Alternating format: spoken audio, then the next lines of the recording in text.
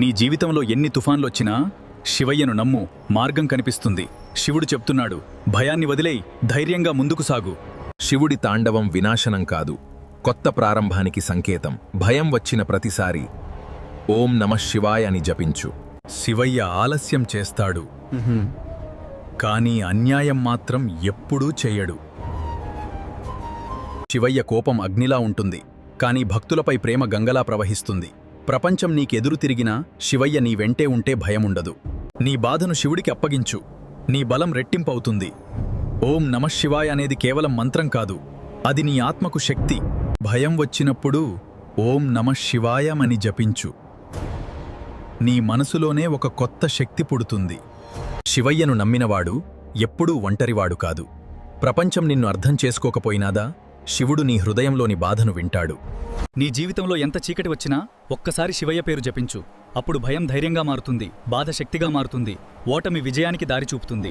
ప్రపంచం నీకెదురు తిరిగినా శివయ్య నీ వెంటే ఉంటే భయముండదు.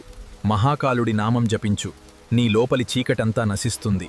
జీవితంలో ఎంత చీకటి వచ్చినా ఒక్క శివనామం చాలు వెలుగుని తీసుకురావడానికి. నువ్వు ఒంటరివాడివి కాదు, నిశ్శబ్దంగా నీ వెనుక శివయ్య నిలబడి ఉన్నాడు.